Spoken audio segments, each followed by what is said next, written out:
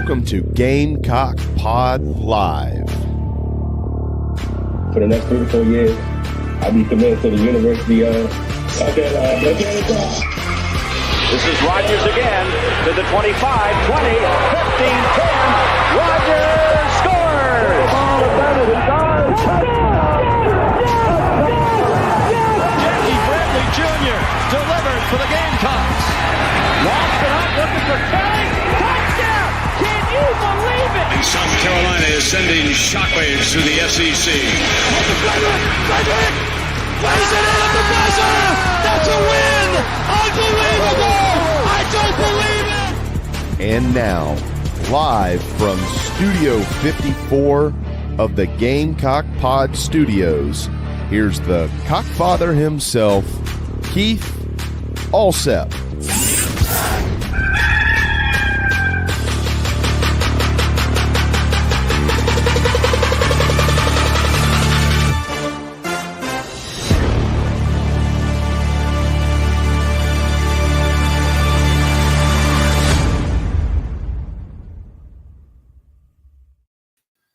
All right, everybody, good morning and welcome into Gamecock Pod Live for February the 19th, episode number 1649, where it's 18 degrees outside in central Texas. So there is that. We've got a great show on tap for everybody today.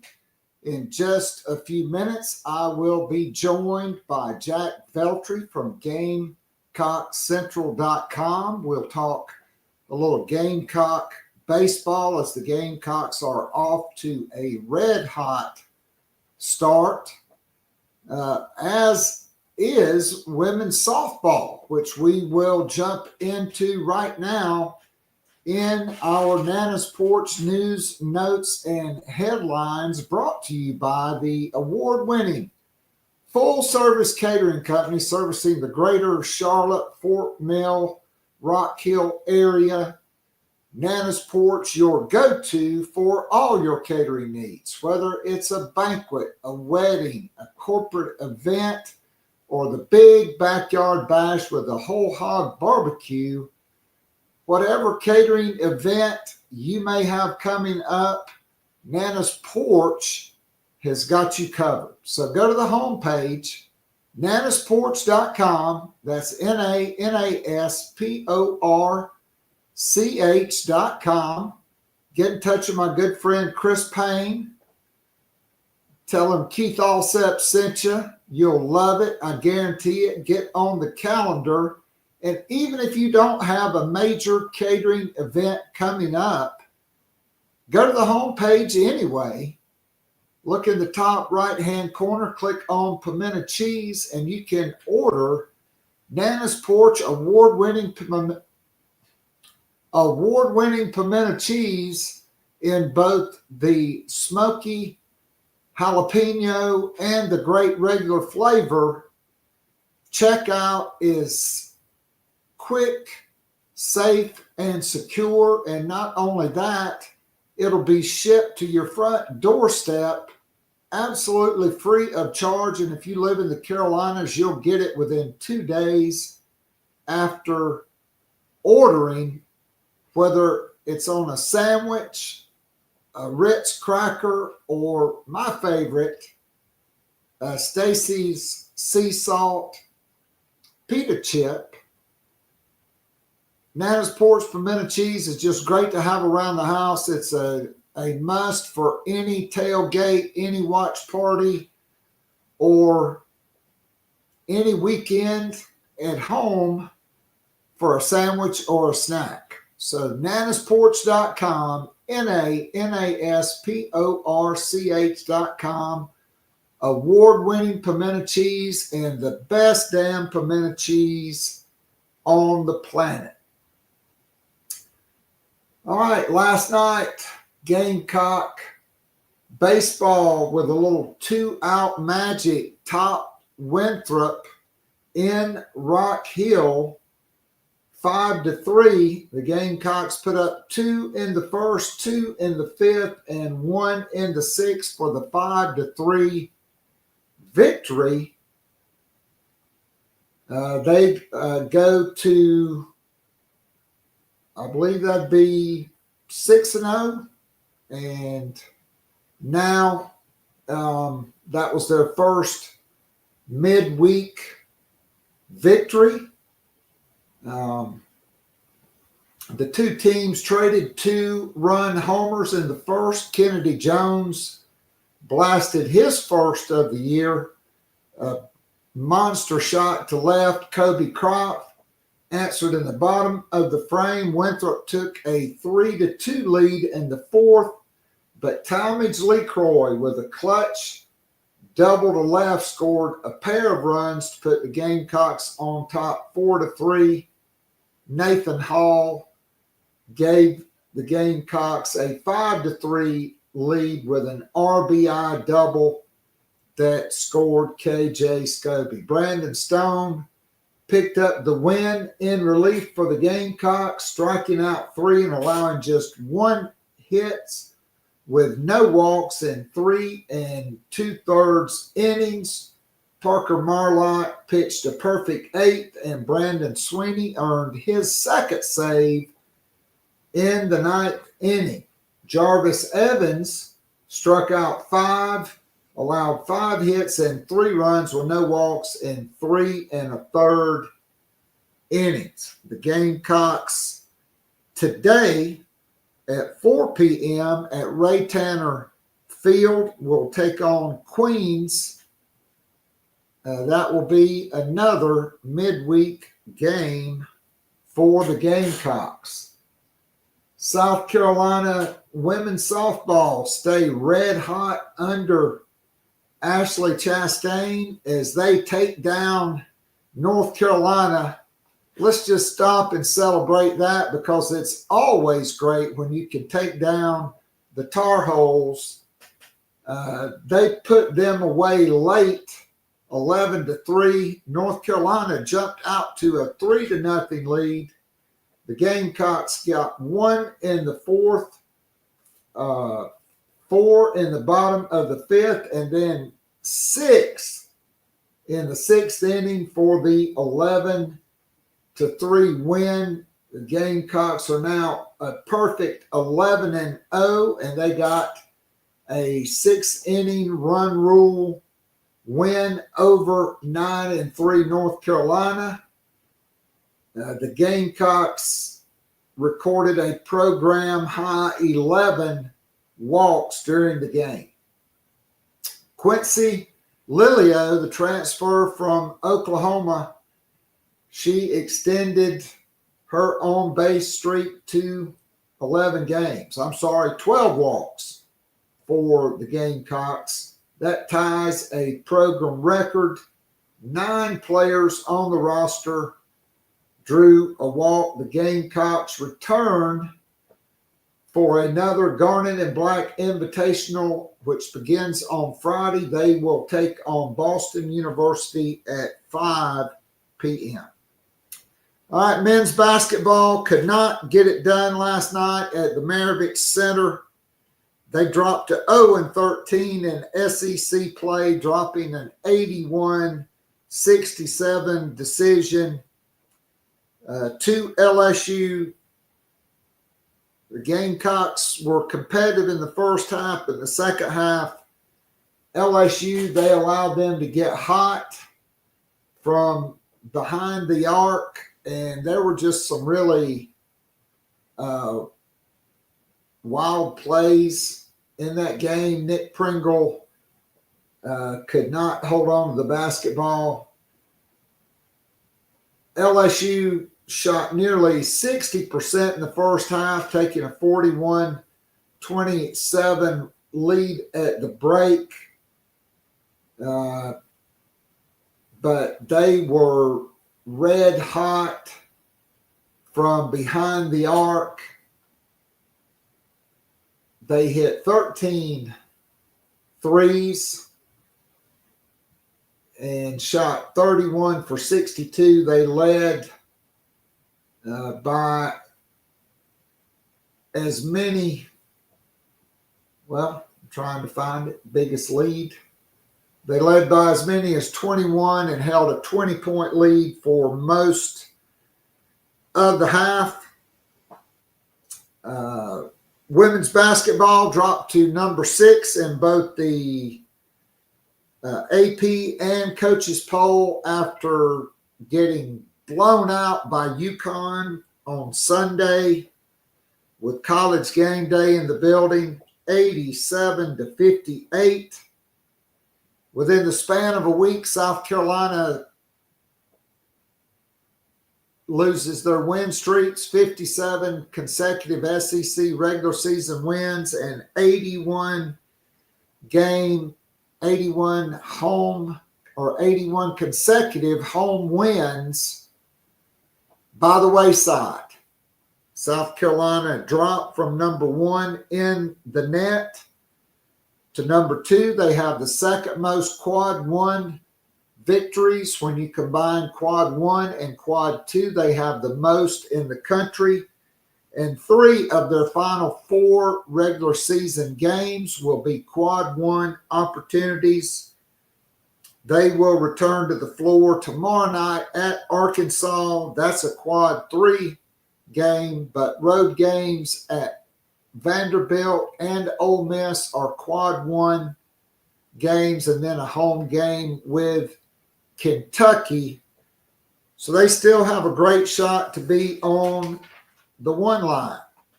Those are your Nana's Porch news, notes, and headlines. And not only do we bring in the hardest working man at Gamecock Central, by far the most dapper and good looking man at Gamecock Central, and that is our good friend Jack Veltri. Jack, good morning. I hope it's not as cold in Columbia as it is here. It's currently 18 degrees right outside my window, but fortunately we have power and heat. Good morning, and how are you, my friend?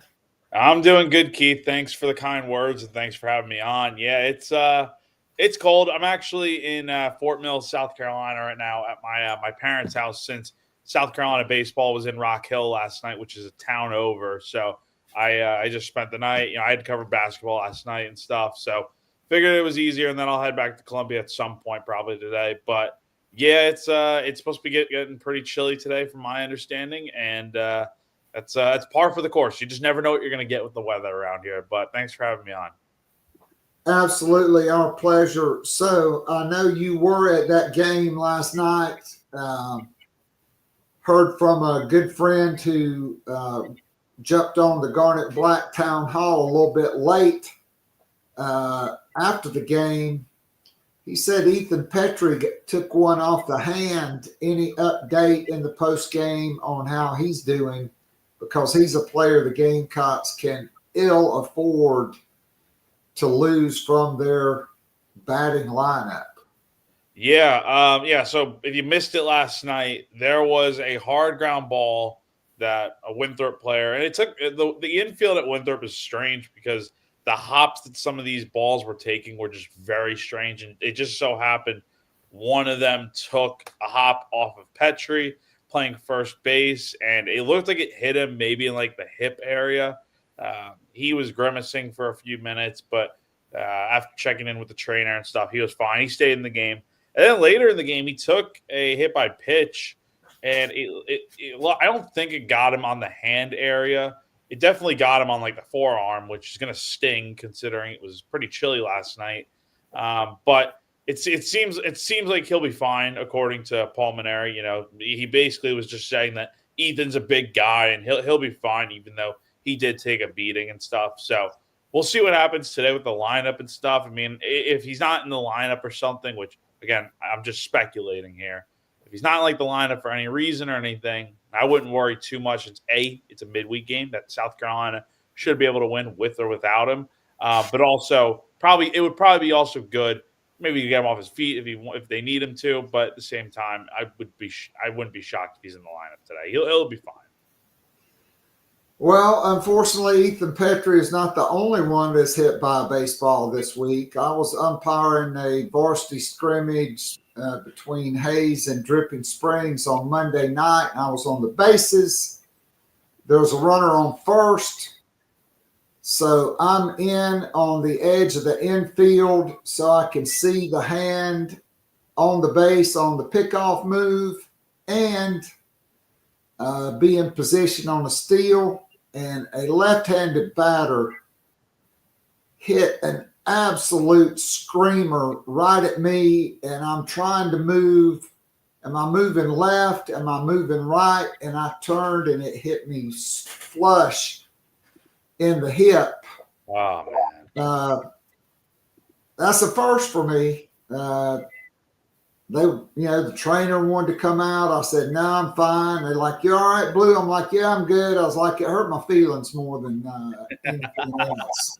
So, all right. So Ryan in the Nana Sports chat box wants to ask about Roman Kimbrell. Where is he? Is he injured? No, not to my knowledge. Yeah, Roman Kimbrell is fine. He's been with the team and stuff. Again, it's just he's a pitcher, so it's not easy necessarily to get every single guy in right away. And it also doesn't help that Roman didn't pitch the best during the preseason. So I actually just got a question about this on Gamecock Central and stuff. So what I basically said to them was, if I had to put like a dollar on it, I would imagine he pitches today. I think with this is a back-to-back on a midweek game stretch here where you're normally only playing one midweek game a year. You're playing two this week. It's probably a good idea to get some other guys in there to throw some innings, get Roman's confidence up and stuff. Because again, he did not pitch the best in the fall or the spring, so you hope he can get in today and throw some innings. So he's fine. It's just he hasn't been able to pitch yet. All right, good stuff. Shout out to Hutto, Texas, this morning. All right. So the team has opened the season. They've been perfect. Friday's home opener was a little bit of a nail biter, but then Matthew Becker and Jake McCoy were just dominant on Saturday and Sunday. So let's start with a 10,000-foot view here of the opening series and now this game. So I guess they're 4-0. I think I said 5-0. They do play Queens College today. Maybe I was just getting ahead of myself at Ray Tanner Field. But from a 10,000-foot view, what have you seen so far that you like the most from this team? I got to say, man, the pitching has lived up to – I was going to say the hype, but then again, I don't feel like there was a ton of hype for this pitching staff coming into the year from the so-called experts and college baseball and stuff saying, this pitching staff has a lot of question marks and stuff, which, in fairness to them, I understand that sentiment because – if you don't watch this team consistently, it's easy to think that, they don't have a, like for instance, they don't have a Paul Skeens or a Chase Burns or guys like that everyone knew in the SEC on Friday nights when they're out there pitching. Like, those guys from LSU and then Tennessee. I know Burns transferred to Wake, but that's besides the point. South Carolina doesn't have that guy, but the pitching staff collectively, I mean, they've surpassed my expectations so far through the first 4 games of the year. And again, it's 4 games. It's one weekend and a midweek game. However, there is something to be said about what this team is doing from a pitching standpoint. I mean, your starting pitching was unbelievable over the weekend. I mean, between Dylan Eskew, Matthew Becker, Jake McCoy, your weekend rotation right there. Get this, you struck out 27 batters combined, only gave up 1 walk, and you only gave up 1 run on 4 hits. That's unbelievable. Very good stuff. And Eskew's a guy that, people had question marks about. because he was inconsistent last year and his role continuously changed. Matthew Becker was kind of in the same, but I think he's probably the guy with the most upside out of any of these pitchers because he had shown before he could be very good, but his role had always constantly changed in his first 3 years at South Carolina, and he pitched excellent on Saturday. And then Jake McCoy, a guy that I remember his first preseason outing back in the fall, he walked – I don't think he threw a strike in his entire first inning of work. So he's come so far since then. He pounded the zone, and he's been very good. So my point is your starting pitching has lived up to any billing that you had in mind for them and done so much more. And then your bullpen has been pretty much near elite, to be honest. Jarvis Evans got the start yesterday at Winthrop, struggled a little bit, had to work in and out of some jams, get up 3 runs. Tyler Pitzer's the only other bullpen arm that struggled a little bit, and that was on opening day when he got 2 runs. He walked 3 batters, but outside of that, your pitching has just been phenomenal. Brendan Sweeney, the Bulldog, has been phenomenal as your closer. You've gotten really good innings out of Parker Marlott. Brandon Stone came out of relief yesterday for the first time yesterday and was just electric through 3 2/3 innings. And you're getting some good stuff out of your young guys too, like freshmen like Zach Russell and Ryder Garino. So all in all, very satisfied with this pitching staff. It's a long answer to just put it simply that I think South Carolina's pitching has definitely been awesome so far this year. All right, so let's talk about behind the dish. Talmadge LeCroy with the unenviable task of replacing a stalwart and an All-American catcher at South Carolina. What have you seen from him behind the plate? I know he's not gotten off to the hottest start offensively, but defensively, what have you seen from Talmadge LeCroy? Well, he also had the big hit last night that gave South Carolina the lead for good with that 2-run double in the 5th inning there. So that was a big hit in the game that South Carolina definitely needed. But then, defensively, look, I think he's been fine. He's been actually a pretty good receiver, I think, behind the plate. I think some of the calls will start going his way eventually, but he's done a nice job framing pitches, honestly. I see the way he catches behind the plate, and I'm like, this guy's a catcher. You can tell. And I think everyone's probably a lot happier, and I know Paul Mainieri is, that he's behind the plate catching again. I think that is the role he's best fit for. Now, at the same time, while he's been a good receiver, he's done a good job with the pitching staff to this point. There's no denying that. I think from a base stealing standpoint, I think there's a little bit of work left to go with that. There was a few stolen bases yesterday, one of which I'm remembering off the top of my head. He had to double clutch the ball, and it wasn't the best throw down to second base. That if it's a better throw, he's probably getting the runner, no problem. So it's just things like that it's going to come over time against 4 games.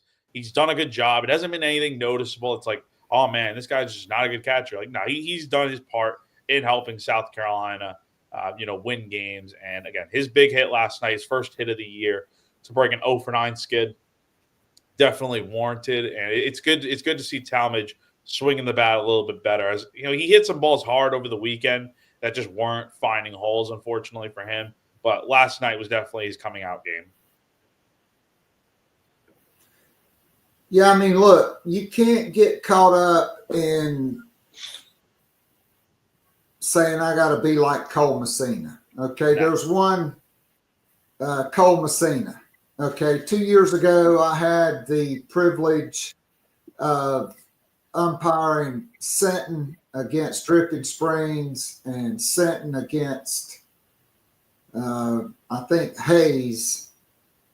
And their catcher was Blake Mitchell, who, if you don't know, was committed to LSU since the sophomore year. He was the first catcher drafted number 8 overall by the Kansas City Royals.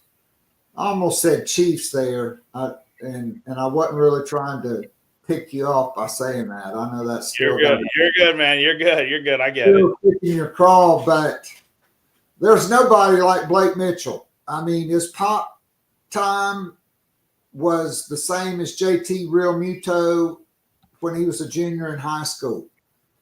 Andy throws 96 off the mound, can play outfield, pitch, second, short, or third, and elite behind the dish, right? I mean, not to mention Cole Messina's bat. And so nobody's going to replace him, just like last year I had Senton, and I was talking to the catcher. I asked him, how's the season going?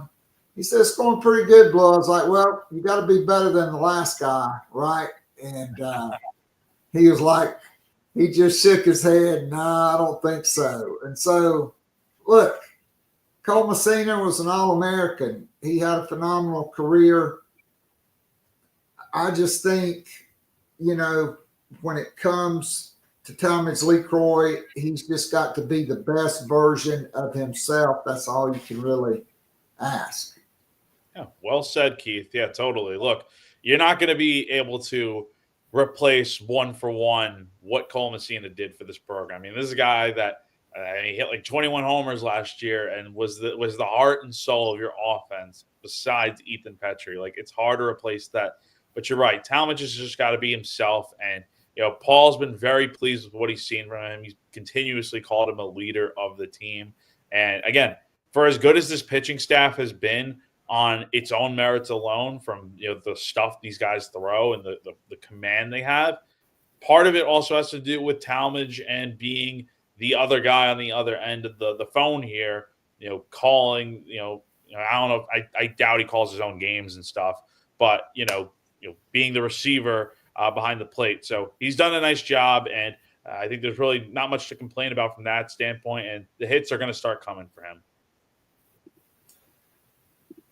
So has Coffer, the Texas A&M transfer, has he seen any action behind the plate as of yet?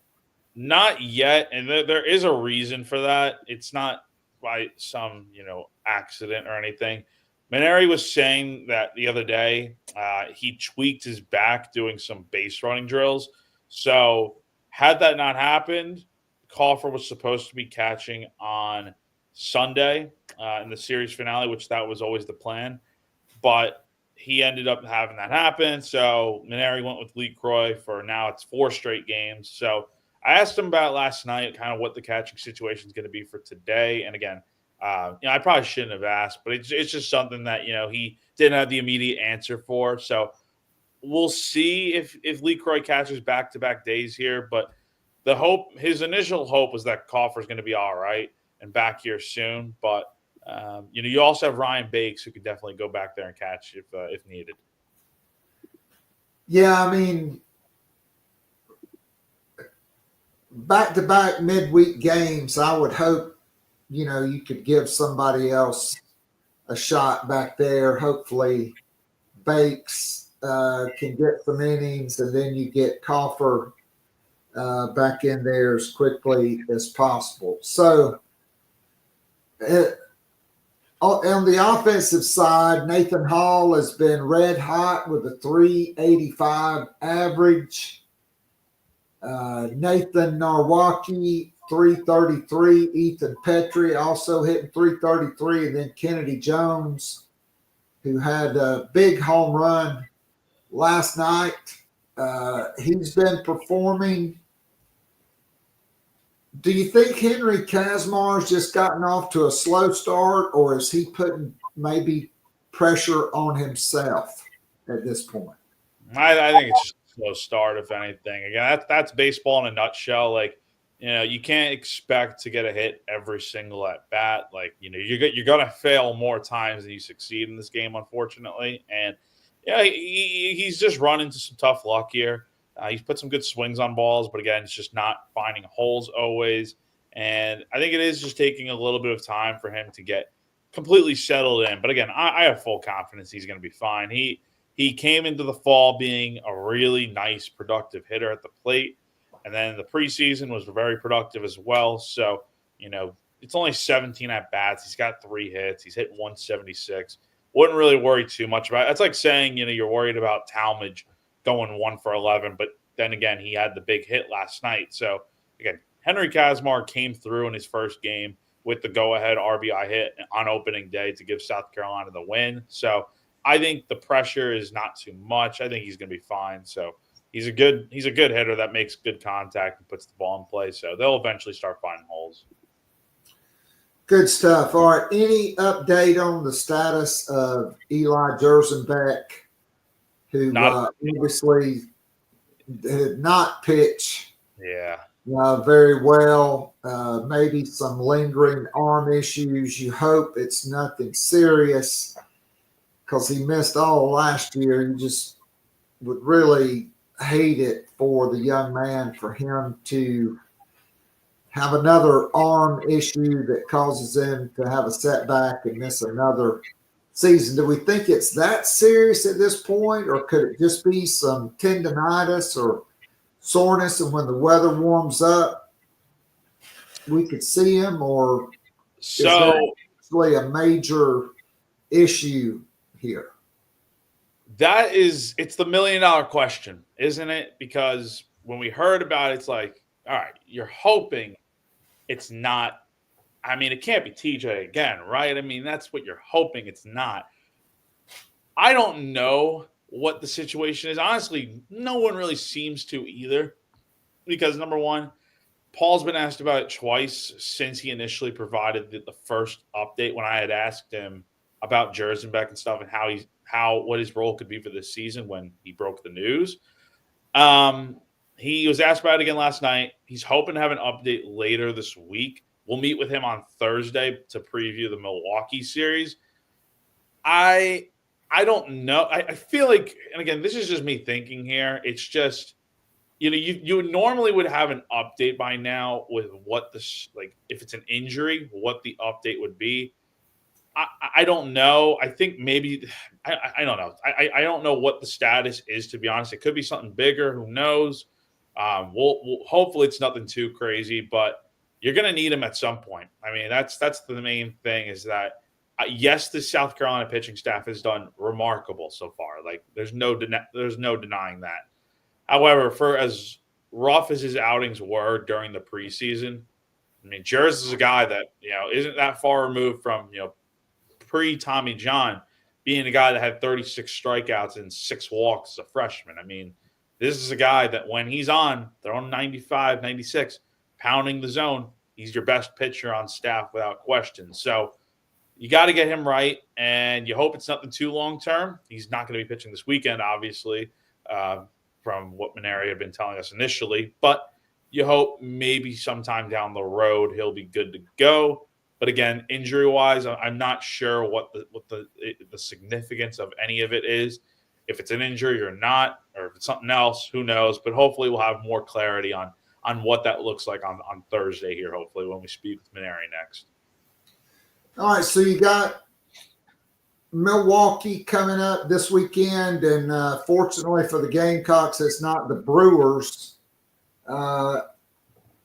It's just Milwaukee. And then you've got a midweek game against Gardner-Webb, and then beginning on Friday, February the 28th, the big series with Clemson. Obviously, nothing against Sacred Heart. I think Winthrop is a quality opponent. We'll see about Queens. I don't know that much about Milwaukee. But South Carolina here has got 5 games beginning today with Queens, the weekend series with Milwaukee, and the midweek at Founders Park, Ray Tanner Field on Tuesday against Gardner-Webb, before traveling to the upstate for 2 games against the Tigers before the Sunday series finale at Ray Tanner Field.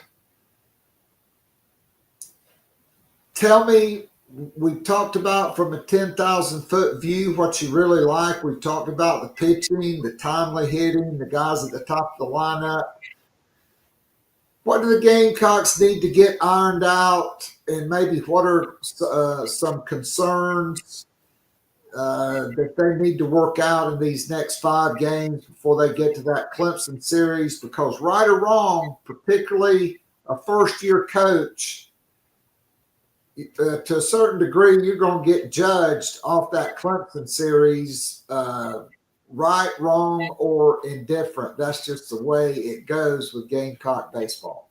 Yeah, look, the casual fans that don't, live and die with every pitch and stuff, that's how they're going to judge Paul Mainieri. I mean, right or wrong, that like you said, that is how you're going to be judging him. And maybe even the diehard fans too that, have a burning hate for Clemson. That's how they're going to judge him, which I think is I don't think it's one way to look at it, but then again, it's like, what have you done for me from a whole season standpoint? I think matters most to the common baseball fan, not just one series, because it's not the College World Series you're playing here. I mean, this is a 3-game series with your arch rival, which I understand is very important, but at the same time, it's like if you lose this series or you win this series, it doesn't define what your season's ultimately going to be. You could lose every game the rest of the way. Who knows? I mean, so I think for South Carolina, a few things that probably stick out. We mentioned it a little bit before with the catching situation. I think Talmadge has done a nice job back there.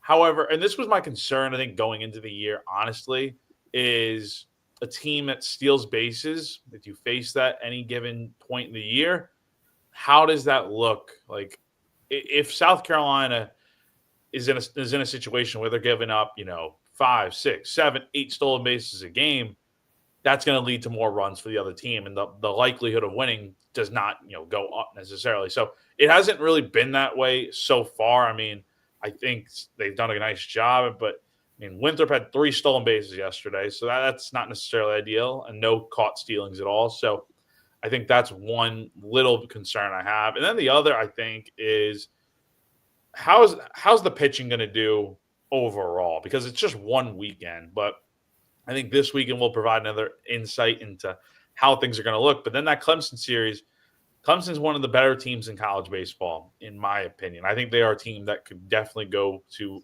Omaha this year.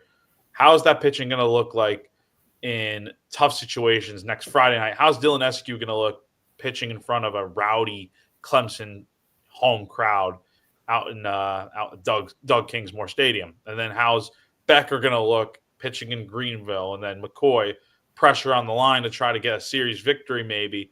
How does he pitch in a big spot in the series finale? So it's things like that it's not just the starting rotation, also the bullpen too. How are these guys going to look? And I think from a hitting standpoint, there have been stretches where the offense just has not been coming through. They've come through when it matters most, but you'd like to see a little bit more offensive consistency throughout the game. And you're not going to get a run across the plate every single inning. But there have been spots where South Carolina hasn't come through, and that's natural. It's going to happen. But you'd like to see a little bit more offensive consistency, I think, is the last thing I would say. All right, good stuff. So before I let you go, we were texting yesterday. Hopefully we're going to have a Gamecock men's basketball win to talk about. That did not happen. Just a brutal loss to a team that was 2-10 in SEC play. And I'm watching the game, and it seemed like Nick Pringle had some kind of lubricant on his hands because he could not hold the ball. No. I mean, there were some really weird plays under the basket where he would have the ball and just get stripped, and the guy would just do a reverse layup or dunk. I mean, South Carolina now 0-13 in the league. I mean, Colin Murray Boyles, 16 points. He led the team. Jamari Thomas finally had a good game. 9 of 16, 3 of 6 from 3. But, I mean, that's really it. That's really it. Getting it. Arden Conyers, I'm glad they're still rolling him out. I think he's got to play. But at what point do you just say, look, Jacoby, I appreciate everything you've done, but I just got to get good, bad, or indifferent. I'm getting Cam Scott ready for next season. I mean, yeah. I know Benjamin Bozeman's Verdonk, the BBV, he works his ass off when he's out there. He's tough. He plays hard, but at some point, you got to let Jordan Butler take his licks. That's the only way those young guys are going to get better. And I don't think anybody had on their bingo card that the most impressive newcomer on this team would be Arden Conyers. Yeah. I mean, look, it's a lost season at this point, right? Like the beauty of college basketball is that you could stink the entire year, and then you go on a run in your conference tournament, you win the whole thing, and you're in the NCAA tournament. Like, it's happened before. Now, I was looking it up yesterday, just coincidentally, that I don't think there's ever been a winless team in conference play to ever make it to the NCAA tournament. So, like, the odds are against South Carolina, and I don't even think they're gonna. I think they're probably a first round exit in the SEC tournament, honestly. But I think you're right. Like, at some point, I think you got to just kind of accept the fact that, like, you need to see a little bit more from these other guys. Like, you're not going to learn much from getting Jordan Butler out there for his 5-6 minutes a game, and then whoop, that's it. Like, he's going to be back next year. I mean, I would assume, because he has eligibility, and you're not going to have, BBV, probably want Pringle. We'll see what happens with this JUCO eligibility thing. But honestly, I mean, after the way he performed last night, it's like I don't think any South Carolina fan would want him back after the way things went last night. It just hasn't worked the way you want. I feel bad for Nick, because Nick's a good dude, honestly. But you're also probably going to lose CMB. I mean, you have to figure that out, kind of quickly here before you dive headfirst in the portal and try to find some pieces. And then you're right. Like, look, you're going to end up losing some guys, no doubt. Like, guys are going to run out of eligibility. Like Jacoby, you mentioned. He's a senior. He's out of eligibility. You're also going to be losing guys like, the ones I just mentioned before. And I think you got to also consider, look, Lamont's mentioned it time and time again this year. He's had the players, he's instructed the players to do one thing, and then in the game, it just hasn't translated over. And there's been examples of it from last night. And it's just, I think at some point, you don't want to put all the blame on the players. It's not what I'm saying here, but it's like, if the players aren't necessarily doing what you are asking them to do, I think you just got to kind of look at it like, hey, like, maybe it's just best to just retool the roster from scratch, because a potential 0-18 roster, you're not going to be running it back the exact same next year. I can assure you of that. But you got to just figure out like who best fits your plan for next year. And if none of the guys do, so be it. Move on and find a new looking roster. But I don't think that's going to be the case. You're going to have a few guys back next year, but you got to hit on these portal guys. That's the one thing. If you're going to take away anything I say, like, the portal guys, you have to be able to hit on. You hit on Michi Johnson, BJ Mack, Talon Cooper. Heck, I'll even say you hit on Stephen Clark, because he provided some quality minutes for you at times last year. That's why you were successful last year. This year, Jamari's been all right. He's been inconsistent, I think, a little bit at times. Nick Pringle hasn't lived up to what you may have expected out of him. And we haven't really seen a ton out of Jordan Butler. So that's kind of where I'm at on things. Like, you just didn't hit on your guys the way you wanted to. You got the guys you probably wanted, but they just haven't lived up to what you expected. So that's really what it comes down to, Keith. And you hope they can get at least one win here to boost the confidence a little bit, but it's going to be tough in these last 5 games.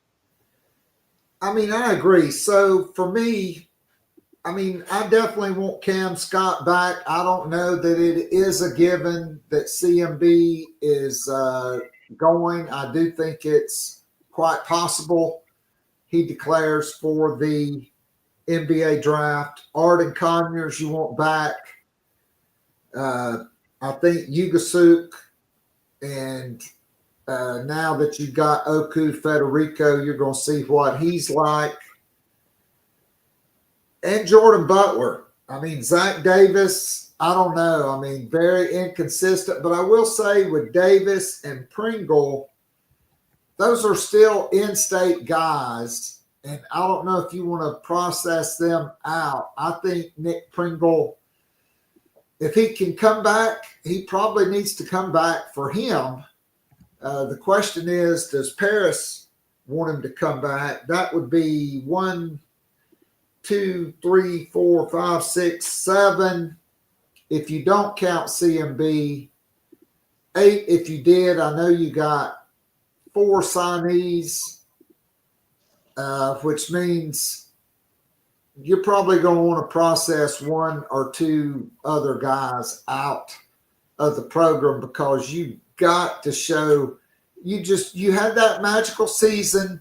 You got that massive contract. Yeah. You got to start earning it. Jeremiah Donati knows that. I think that's one of his most urgent missions is to increase the NIL dollars to be competitive in the SEC because most teams were getting $3.5 million to $4 million for their roster. South Carolina was less than half of that, and that's got to change. Yeah, no, you're totally right. And again, NIL is a huge part of it. It's not. I don't think it's necessarily the end all be all. Like, you do need more money, but if you don't use that money wisely, what's the point? You know what I mean? Like, if you're not going out and getting the correct players to best fit what you're trying to do, you're just going to have another season like this. So, yeah, and look, I know people are out there saying, look, they want Lamont fired and stuff. It's not as simple as that. And I know Donati did not hire him. That was a Ray Tanner hire. But you got to think about it logistically, too. You fire him this year, that's a $12 million buyout. And when you look in the general perspective of you want to put more money into basketball, well, you're going to be having to put more money into you losing your head coach, which I don't think this is a Lamont problem necessarily. I think he's done a good job with what he's had to work with. Again, this is a guy that took an 11-win team 2 years ago to winning 26 games last year. I mean, you don't fire a coach overnight for having one bad season. Again, like Missouri is still rocking with Dennis Gates, and they went through the same thing last year. So, and they're having a great year this year.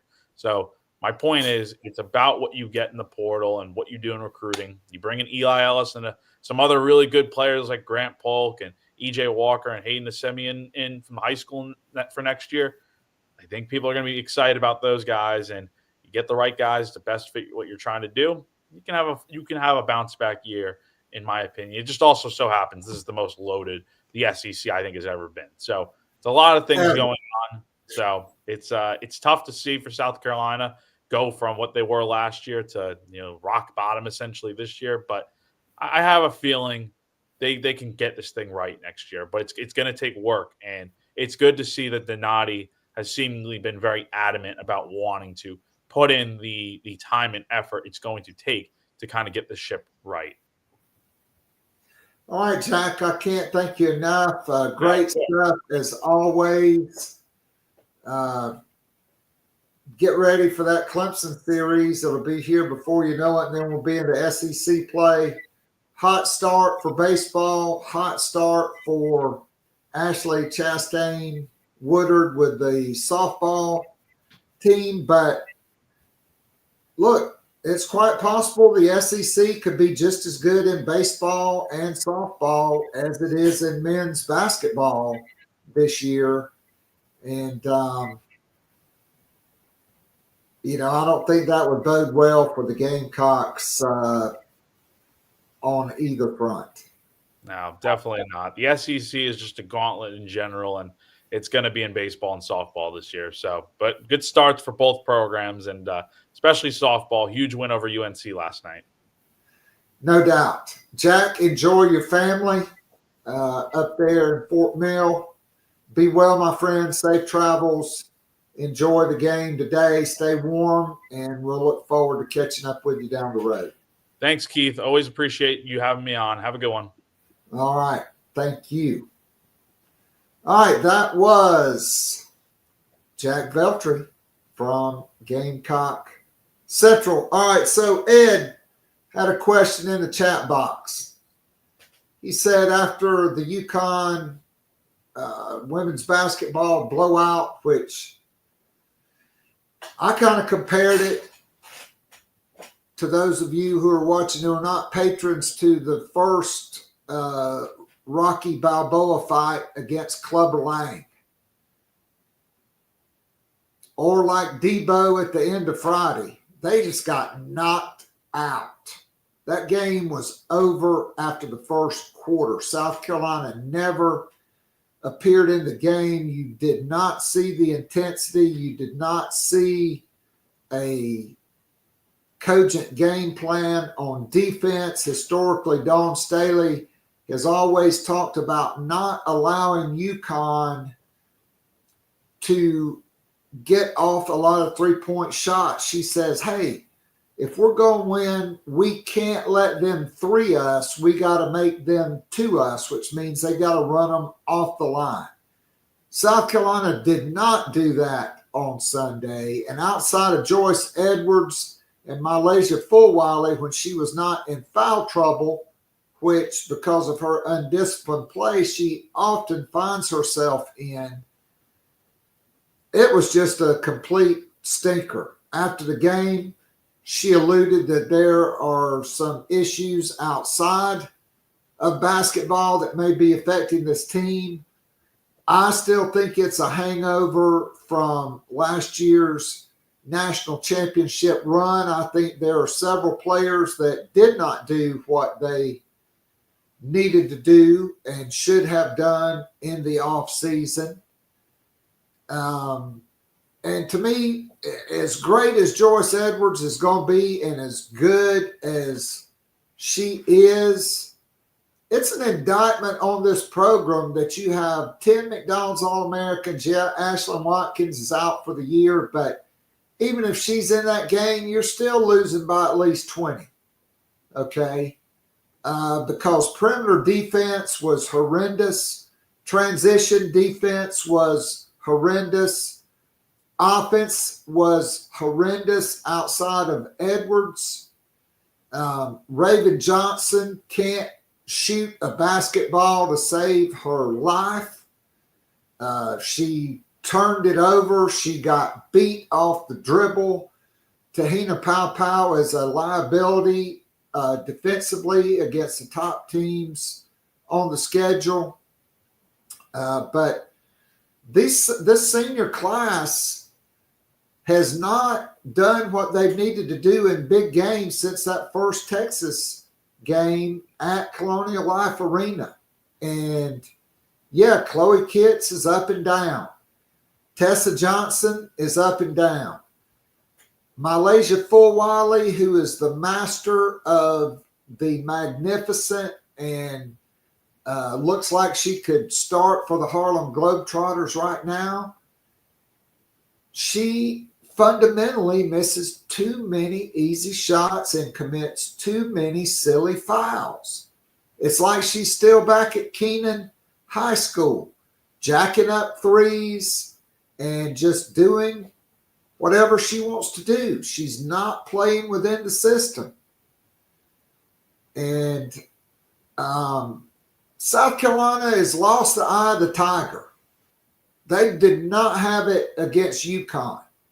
It was exactly like Rocky Balboa in that first fight against Clubber Lang. And I don't know if they've got anybody that's going to help them get the eye of the tiger back because of the world of NIL and endorsements and clothing line and modeling and everything else that's going on. South Carolina's lost sight of keeping the main thing the main thing. Now, you can say, hey, it's a one-off. It happens. It wasn't a heartbreaking loss like it was against Texas. But after the Texas game, Tahina Pau said, you know, Coach told us we got punked, and we really took that to heart. And the next several opponents on our schedule are going to pay for it. Well, yeah, you beat a mediocre Florida team at best, but UConn didn't pay for it. You had 18,000 fans who did not leave early, who were loud and proud the whole game. You had College Game Day in Columbia, is the epicenter of college basketball, and South Carolina essentially got knocked out in the first round, which looked like 2008 South Carolina. And if there are issues outside of basketball, Dawn Staley and her staff have got to get this team back on the same page. They are not playing Dawn Staley defense. They are not playing smart basketball on offense. Tessa Johnson's in a huge slump. And I think part of it, and this is just my opinion, no inside knowledge, and I could be completely wrong, and who am I to criticize Dawn Staley? But there are some veteran players on that team that are starting just because they're veteran players, not because they're the best players on the team. Okay, Joyce Edwards needs to be in the starting lineup. Okay, Raven Johnson does not need to be in the starting lineup. She had a great connection with Camila Cardoso. Camila Cardoso ain't walking through that door. Okay, that's gone. Other teams are begging her to shoot threes, and she's bricking most of them. She has, quite frankly, the ugliest shot of any guard in major college basketball. She shoots it with two hands. I don't understand it. She's turning the ball over defensively. She's getting pumped. Pow's getting pumped. We all know officiating is not the best, but that did not cost South Carolina the game. South Carolina, for whatever reason, was not ready psychologically to play that game. Whatever the game plan was, it was not executed, because I guarantee you, Dawn Staley did not have, let's let UConn get up 28 threes. And to quote Steve Spurrier, you just didn't see much of a give a damn. And that is, again, atypical. Dawn Staley, I expect her to right the ship. I expect that they're going to have physical practices. I expect that she's going to be more demanding, and that players are either going to get on board or they're going to find themselves quickly on the bench. I mean, Breesy Hall, who I love and who I think needs to get at least 10 shots per game, she's late walking into the arena. Why is she in the starting lineup? I do question that. If you're late, okay, you're not starting. I would have started Full Wiley or Tessa Johnson. I mean, there's got to be some punishment for showing up late. Yeah, you could have still put her in 3 or 4 minutes into the game, but this daycare stuff has to end. South Carolina is the gold standard in women's basketball, and they've got to get back. They also got dominated on the boards by UConn. South Carolina basketball is defense, pounding the ball inside, and out-rebounding their opponents, and making more free throws than your opponent attempts because of tough physical play. Sanaa Fagan, very inconsistent. Chloe Kitts, very inconsistent. The only post player right now you can count on is Joyce Edwards, a true freshman.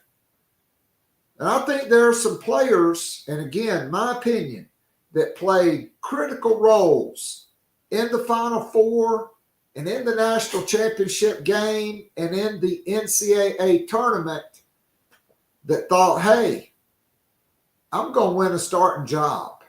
And Dawn Staley, good, bad, or indifferent, I respect the loyalty. She's sticking with the veterans.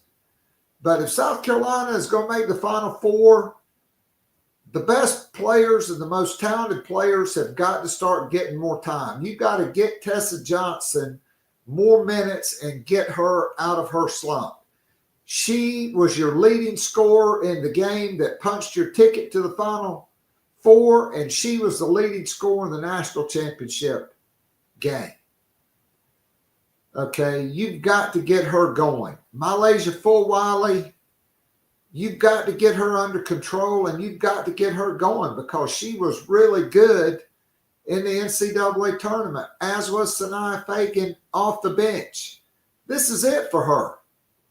She's got to step up and perform. Ed in the chat box. Do I believe Adele Tack will develop into a quality SEC big? Ed, I do believe she will develop. But she suffered 2 major injuries. Her junior year, she got stepped on and got a broken bone in her foot. She recovered from that. She had a great AAU season in the spring and the summer. Adele Tack, unfortunately, her senior season, she suffered from a dislocated kneecap. So having a broken bone and a dislocated kneecap where those ligaments have to be repaired, they're going very slowly with her. From people inside the program, I hear they think Adele Tack is going to be an absolute monster. She's 6'6". She's got the heart of a lion. She's got a high basketball IQ, but she lost most of her junior year and her senior year of basketball, and they're taking their time with her to get her healthy because they did believe she was going to be playing behind a lot of other talented players. South Carolina's got absolutely nothing out of Miriam Dowda this year. That has been a major disappointment coming from Arkansas, who was a double-digit, double rebound per game player and who led the SEC in block shots. That's been tough. I do think Tack will develop in time. It may take one more year, but I think the feeling inside the program is Adele Tack has a very high ceiling and it's just got to shake off the rust, get her body in the proper condition to be able to play 20-plus minutes in the SEC. All right, so that's going to do it for me today. I'll be back tomorrow for Five Guys. Next week, we're hoping to get Alex Jones back to talk spring football position battles. And maybe we can get Hale McGranahan as well to talk some Gamecock football recruiting and also look ahead to the spring. Thanks to everybody who joined in live. Thanks to the folks in the chat box for your question. Thanks to everybody who's going to be listening on Apple and Spotify podcasts. Special thanks to Jack Veltri. I'm Keith Alsep. This has been episode number 1694 of Gamecock Pod Daily and today Gamecock Pod Live. I'll be back next Wednesday with our YouTube show. Same bat time, same bat channel. Everybody stay warm out there. God bless, be safe, and go Gamecocks. I'm out of here.